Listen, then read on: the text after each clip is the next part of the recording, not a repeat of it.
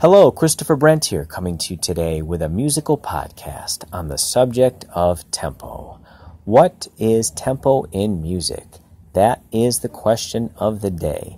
This is a very important topic for musicians, so let's break it down. Let's talk about it. I am a piano teacher, a music educator, and a pianist from Michigan here in the United States.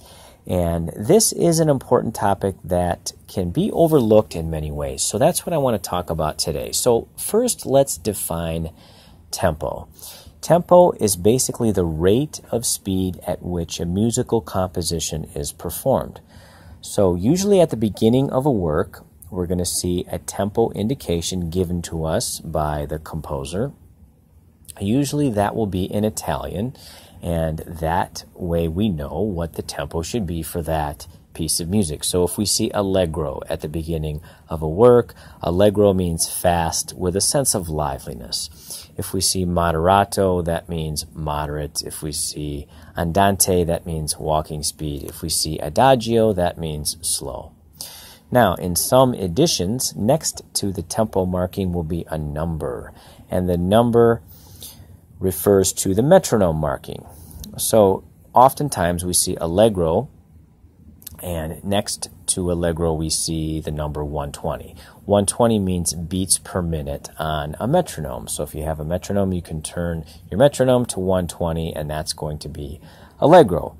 So that gives you an idea. It doesn't mean that you necessarily have to perform the work right at 120, but it gives you a ballpark range. So yes, allegro will mean fast and lively. Presto would mean very fast. And of course, there's many tempo indications. It doesn't mean also that every piece of music is indicated with an Italian tempo marking. It's usually going to be classical works that have an Italian tempo marking. You can also see French and German and English, depending on the nationality of the composer and what time period we're in as well. So tempo is very important. So from a performance perspective, you want to know what tempo you are going to be at before you begin playing. I see this all the time when I'm working with students.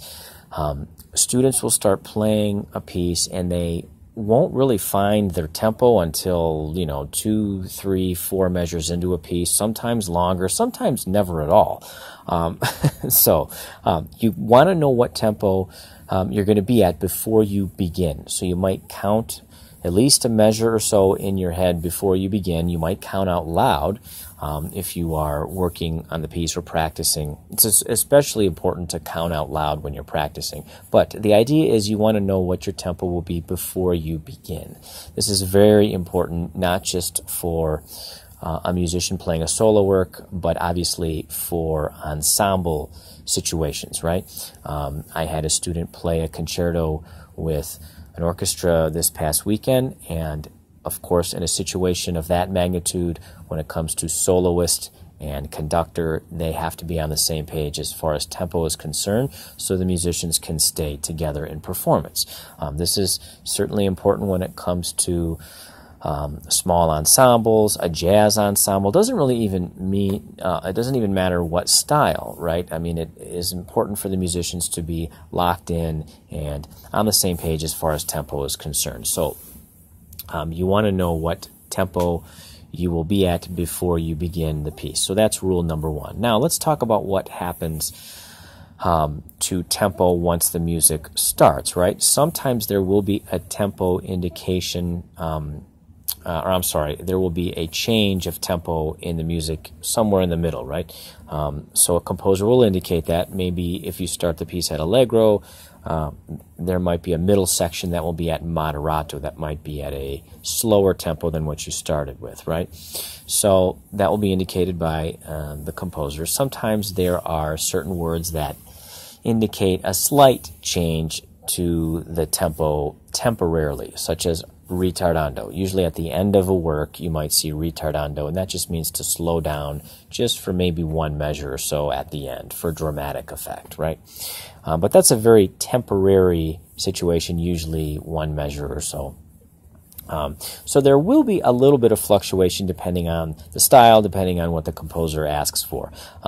You have to be aware of the era that you're in as well. Usually the classical period, more so than not, you're going to see a sense of strict tempo to the work.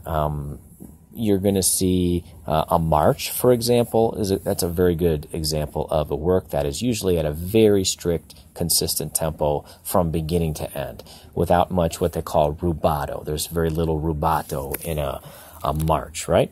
An example where there is rubato would be a romantic work from the maybe from the 19th century, like a Chopin nocturne, which is a very lyrical piece, often at a slow tempo, but there will be some push and pull. That's what rubato means, basically to rob from the tempo. So you don't play a Chopin nocturne at a very strict march-like metronomic tempo the whole way through. You got to make it a little bit more expressive in the sense of push and pull. So you might speed up the tempo for 2 measures and pull back for 2 measures. So it actually evens out over the space of those 4 measures. You're just speeding up, slowing down, speeding up, slowing down. It's for expressive and dramatic purposes. And this fits into the context of the Romantic era, usually a little bit more than it does the Baroque and classical periods. Although the Baroque does have some free elements showing up, and you do see moments like this in the classical period too, but it's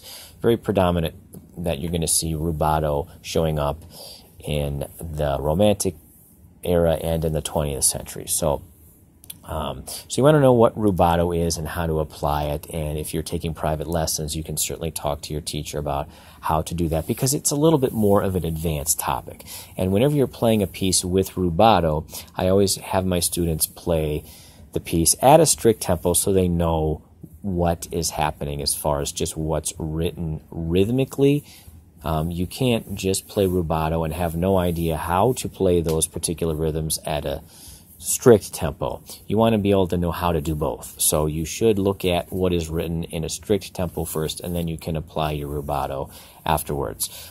So again, that's going to apply usually more to Romantic and 20th century and 21st century works. So rubato is a very important topic in music, and it's something that you do need to understand if you're going to play more advanced works. So certainly you want to know how to count through all types of rhythms and understand time signatures and how quarter notes, half notes, whole notes, and eighth notes and 16th notes work.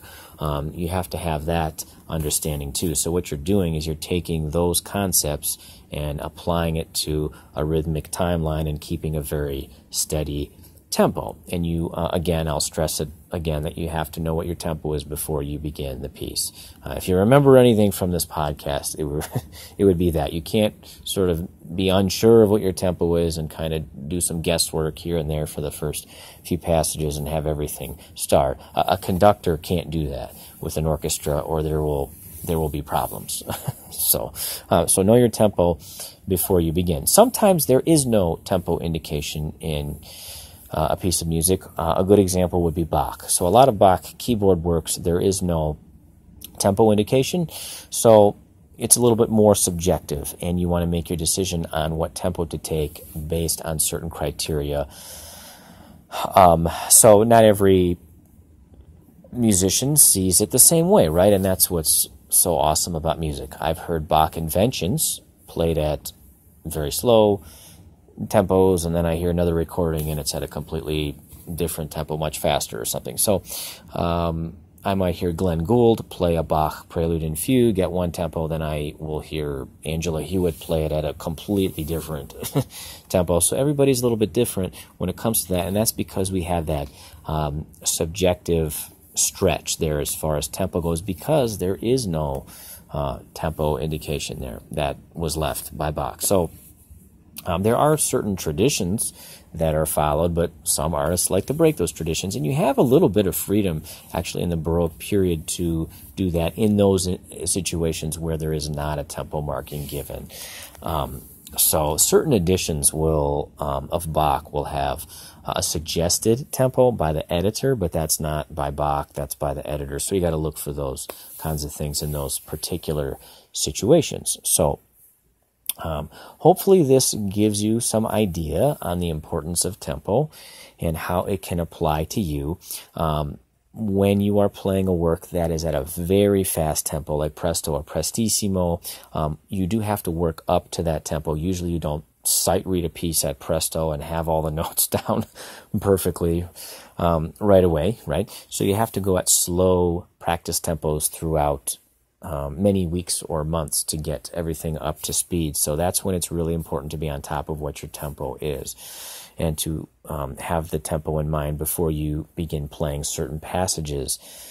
Sometimes you might slow the work down to where it's half of the tempo, right? So you're really breaking things down, and you have to be sure of what your tempo is before you start playing those passages. You might count it out loud. You don't even play before you have your tempo in mind. So I can't stress that enough. So hopefully this gives you some insight, some ideas, and some basic knowledge of the importance of tempo and everything in music. So if you have questions, please email me at chrisbrentmusic@gmail.com. Subscribe to my YouTube channel and visit my website at www.christopherbrent.com.